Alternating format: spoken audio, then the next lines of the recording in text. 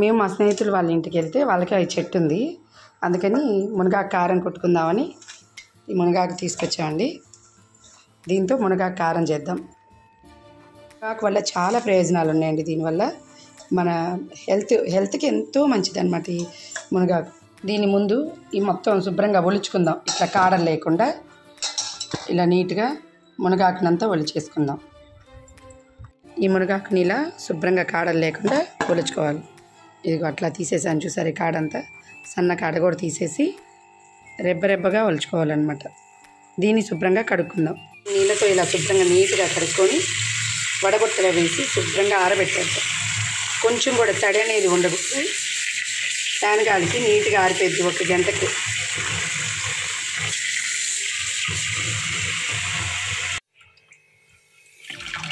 నీట్గా ఇట్లా ఎదిరిచ్చేసుకొని ఆకుని బొట్లో వేసేసుకుందాం. ఏమన్నా ఎక్స్ట్రా నీరున్నా ఇలా కారిపోయింది. దీన్ని పల్చటి క్లాత్ మీద మనం ఫ్యాన్ కింద ఆరబెడదాం. బాగా ఆరిపోయింది శుభ్రంగా. ఇది పొడి వచ్చేసింది. ఫ్యాన్ కింద ఆరబెట్టాం 1 గంట. దీన్ని వేపుకుందాం. ఇలా పొడిగుడ్డ మీద శుభ్రంగా పల్చగా ఆరబెట్టేస్తే ఇంట్లో ఫ్యాన్ గాలికి ఆరేసి 1 గంటలో ఆరిపోతుంది. తడి అనేది లేకుండా చూసుకోవాలి. దీన్ని బాగా శుభ్రంగా ఆరబెట్టేసేయాలి. కొంచెం తడి ఉందనుకోండి, మనం వేపినా సరే కారం కొంచెం మెత్తదనంగా ఉంటుంది, నిలువ ఉంటుంది అన్నమాట. ఇలా ఆరబెట్టుకుంటే 1 గంటలో ఆరిపోతుంది మునగాకు. వెలిగించుకొని ఒక 2 స్పూన్లు వేరుశనగపప్పు, ఇది వేగటానికి 1 స్పూన్ ఆయిల్ వేద్దాం. ఈ స్పూన్ ఆయిల్లోనే ఇవన్నీ దోరగా వేపుదాం.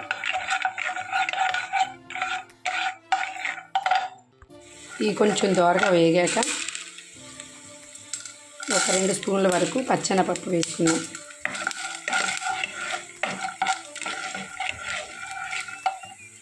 ఈ 2 మినపగుళ్ళు పచ్చెనపప్పు ఇవన్నీ బాగా ఎరడాలుగా వేగాక ఒక 2 స్పూన్లు ధనియాలు వేద్దాం.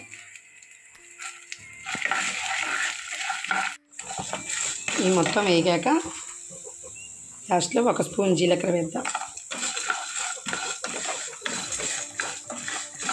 ఇవి తీసేసి ప్లేట్లో పోసుకుందాం. అదే బాండీలో ఇంకొక స్పూన్ తీసుకొని మనం ఆకు తగ్గట్టుగా చూసుకొని ఇప్పుడు ఒక 10 ఎండుమిరపకాయలు వేసానండి. ఇందా చూపించాను కదా ఆకు. ఒక 3-4 చిన్న కొమ్మలు ఉంటాయి ఆకు, వాటికి తగ్గట్టుగా మనం ఎండుమిరపకాయలు వేసుకోవాలి. ఎండుమిరపకాయలు కూడా ద్వారగా వేసుకోవాలి. ఎండుమిరపకాయలు కూడా వేగిపోయినాయండి. ఇవి కూడా తీద్దాం. నూనెలోనే ఒక 4-5 రేపల చింతపండుని వేసి వేపుదాం.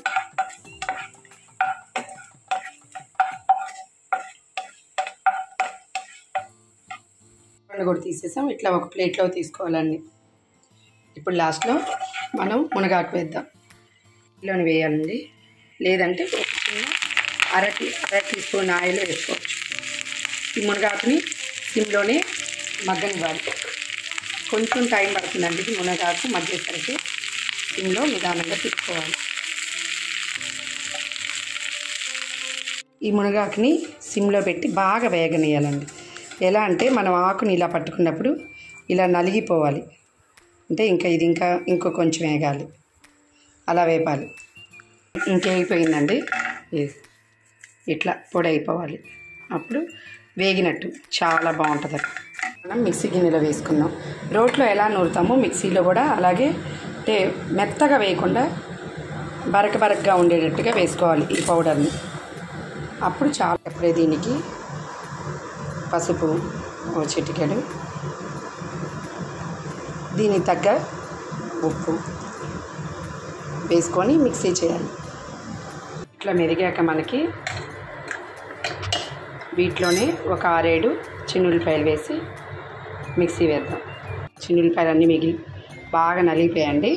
ఇప్పుడు దీనిలో మనము ఆ మునగాకు వేద్దాం. మునగాకు వేసేసి మళ్ళీ ఒకసారి మిక్సీలో అదే పనిగా వేయకుండా ఆపి వేస్తే మనకి కొంచెం బరకగా ఉండాలన్నమాట. మెత్తగా వేసుకోకూడదు, రుచి రాదు. మనం మిక్సీ వేసేటప్పుడే ఒకసారి అట్లా అని మళ్ళీ ఆపి అట్లా వేయాలి. చూసారా ఎంతో గుమగుమలాడే మునగాకు కారపొడి రెడీ. మీరు కూడా చేసుకొని ఎలా కుదిరిందో నాకు కామెంట్స్ చేయండి. ఇలాగే వేయాలండి, బరకగా వేయాలి, మెత్తగా వేయకూడదు. సరేనా? ఇంకో వీడియోలో కలుద్దామండి. బాయ్ అండి.